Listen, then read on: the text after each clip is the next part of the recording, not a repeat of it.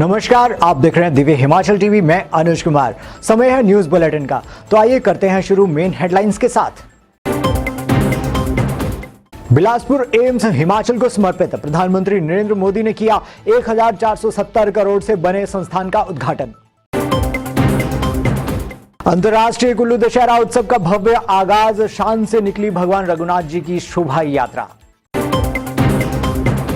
भगवान रघुनाथ जी के आगे नतमस्तक हुए नरेंद्र मोदी। प्रोटोकॉल तोड़ भीड़ के बीच रथ के पास पहुंचे प्रधानमंत्री। प्रधानमंत्री नरेंद्र मोदी के पहाड़ी अंदाज ने दीवाना बनाया हिमाचल। तुसा सारे जो मेरी राम राम से किया भाषण का आगाज। ओपीएस को लेकर सरकार गंभीर। मुख्यमंत्री जयराम ठाकुर बोले, केंद्र से उठाया है कर्मचारियों का मसला। मंडी में प्रतिभा सिंह के खिलाफ बगावत। अनिल शर्मा परिवार के दर्जनों समर्थकों ने कांग्रेस से दिया इस्तीफा। प्रदेशाध्यक्ष को दी चुनौती। पीएम की रैली के चलते सड़कों पर बस का इंतजार करते रहे मुसाफिर। ग्रामीण क्षेत्रों के रूटों पर दिखा ज्यादा असर। आचार संहिता के दबाव के चलते हिमाचल में पीएमजीएसवाई सादे अंदाज में शुरू। पहले पीएम से लॉन्च की थी तैयारी। संगड़ाव में सीमेंट लेकर जा रही पिकअप गहरी खाई में गिरी। टिकरी गांव के 3 लोगों की दर्दनाक मौत। और अब समाचार विस्तार से। हिमाचल में बुधवार को एम्स के रूप में एक मील का पत्थर जुड़ गया। विजयदशमी पर प्रधानमंत्री नरेंद्र मोदी ने बिलासपुर दौरे के दौरान 3650 करोड़ की परियोजनाओं के उद्घाटन और शिलान्यास किए। प्रधानमंत्री नरेंद्र मोदी ने बुधवार को विजयदशमी के पावन पर्व पर अखिल भारतीय आयुर्विज्ञान संस्थान बिलासपुर का उद्घाटन कर दिया। साथ ही 3650 करोड़ रुपए की परियोजनाओं की आधारशिला रखी। इस मौके पर प्रधानमंत्री ने कहा कि बिलासपुर एम्स देश का पहला ग्रीन एम्स है, जो पर्यावरण का पूरा ख्याल रखेगा। एम्स से जहां हिमाचल के लोगों को इलाज के लिए चंडीगढ़, दिल्ली सहित अन्य राज्यों में जाने से छुटकारा मिलेगा, वहीं पहाड़ के मेडिकल टूरिज्म को भी 4 चांद लगेंगे। बता दें कि एम्स 1470 करोड़ रुपए की लागत से तैयार किया गया है। अस्पताल में 18 स्पेशलिटी और 17 सुपर स्पेशलिटी विभाग के साथ 18 आधुनिक ऑपरेशन थिएटर और 64 आईसीयू बिस्तर के साथ 750 बिस्तर हैं। संस्थान 247 एकड़ से ज्यादा भूमि पर फैला है, जिसमें 24 घंटे स्वास्थ्य सुविधाएं मिलेंगी। अंतर्राष्ट्रीय कुल्लू दशहरा उत्सव बुधवार को ऐतिहासिक ढालपुर मैदान में शुरू हो गया। इस दौरान वाद्य यंत्रों और नरसिंगों से कुल्लू का आकाश गुंजायमान हो उठा। ढालपुर का नजारा स्वर्ग सरीखा लग रहा था। आइए आपको भी ले चलते हैं कुल्लू। भगवान रघुनाथ की रथ यात्रा के साथ ही बुधवार को अंतर्राष्ट्रीय कुल्लू दशहरा महोत्सव शुरू हो गया। ढालपुर मैदान में अब 5 से 11 अक्टूबर तक भव्य देव मानस मिलन देखने को मिलेगा, जिसके लिए जिला भर से करीब 250 देवी देवता पहुंचे हैं। करीब 1:30 बजे भगवान रघुनाथ को ढोल नगाड़ों की थाप पर मंदिर से कड़ी सुरक्षा के बीच ढालपुर स्थित रथ मैदान तक लाया गया। इसके बाद भुवनेश्वरी भेखली माता का इशारा मिलते ही रथ यात्रा शुरू हुई।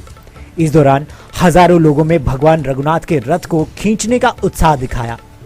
रथ मैदान से रघुनाथ को रथ में बैठाकर ढालपुर के दशहरा मैदान में लाया गया। यहाँ सजाए गए भव्य दरबार में भगवान रघुनाथ विराजमान हुए। अब 11 अक्टूबर तक सुबह शाम यहीं पर भगवान रघुनाथ की उनके छड़ीवरदार महेश्वर सिंह विधिवत पूजा करेंगे और हर दिन देव और मानव यहीं पर भगवान के आगे शीश नवाएंगे। कुल्लू दशहरा के इतिहास में बुधवार को नया अध्याय जुड़ गया। प्रधानमंत्री नरेंद्र मोदी पहली बार अंतर्राष्ट्रीय उत्सव में पहुंचे और भगवान रघुनाथ का आशीर्वाद प्राप्त किया। प्रधानमंत्री नरेंद्र मोदी बुधवार को कुल्लू दशहरा के साक्षी बने। यह दशहरा के इतिहास में पहली बार था जब प्रधानमंत्री उत्सव में पहुंचे। इस दौरान प्रधानमंत्री ने भगवान रघुनाथ के आगे नतमस्तक होकर आशीर्वाद लिया। नरेंद्र मोदी भगवान रघुनाथ के आगे 7 मिनट तक खड़े रहे, जबकि 10 मिनट तक दोनों हाथ जोड़कर रथ यात्रा निहारते रहे। भगवान रघुनाथ की ओर से मोदी को बग्गा, दुपट्टा, फूलमाला और प्रसाद भेंट किया गया। रथ मैदान में सैकड़ों देवताओं, हजारों लोगों की भीड़ के बीच प्रधानमंत्री नरेंद्र मोदी 51 मिनट तक रुके। प्रधानमंत्री नरेंद्र मोदी प्रोटोकॉल तोड़कर ऐतिहासिक ढालपुर मैदान में हजारों लोगों की भीड़ के बीच भगवान रघुनाथ के रथ के पास जा पहुंचे।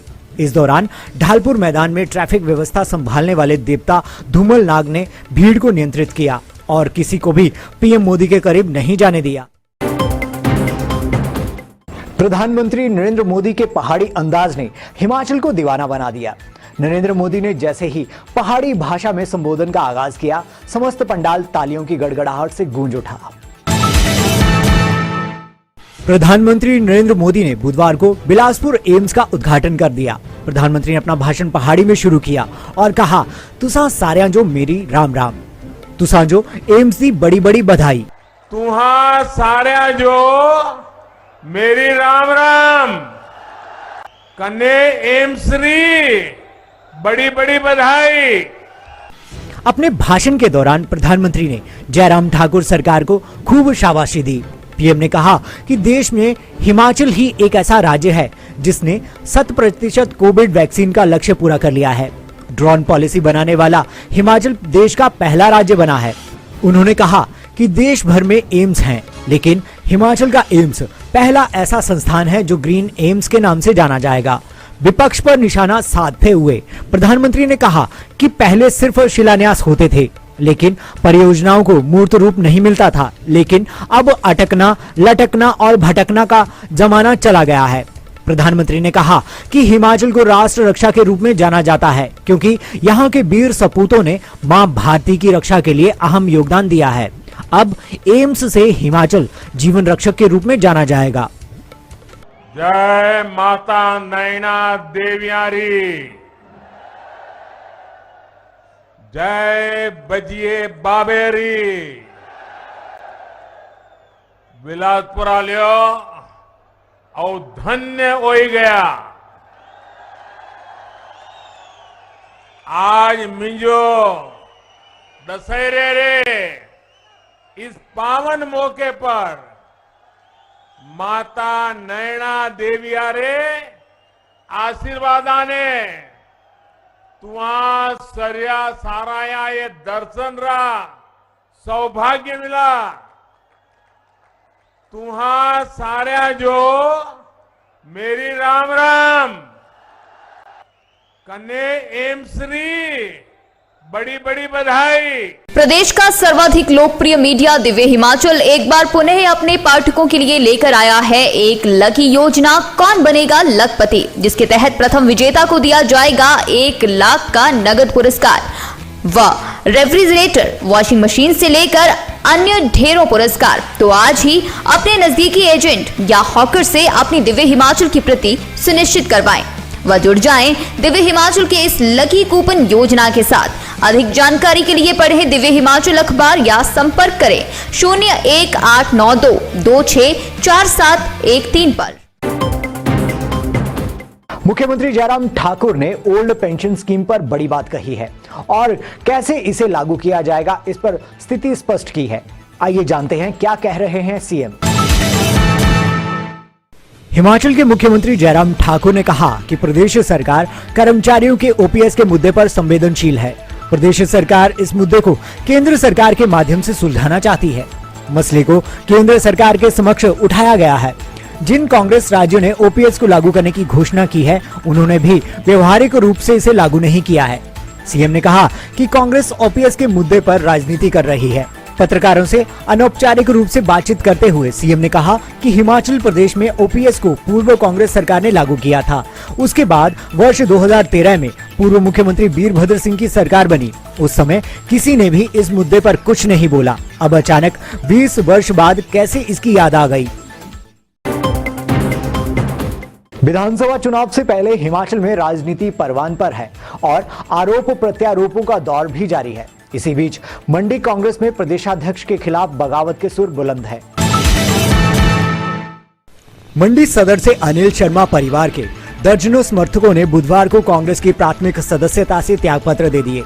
हाल ही में भंग की गई सदर ब्लॉक कांग्रेस कमेटी के अध्यक्ष ओम प्रकाश सहित दर्जनों पदाधिकारियों ने कांग्रेस छोड़ने का ऐलान करते हुए बुधवार को पार्टी अध्यक्ष प्रतिभा सिंह को चुनौती दे डाली और कहा कि प्रतिभा सिंह यहां आएं और 1 महीने में संगठन खड़ा करके दिखाएं।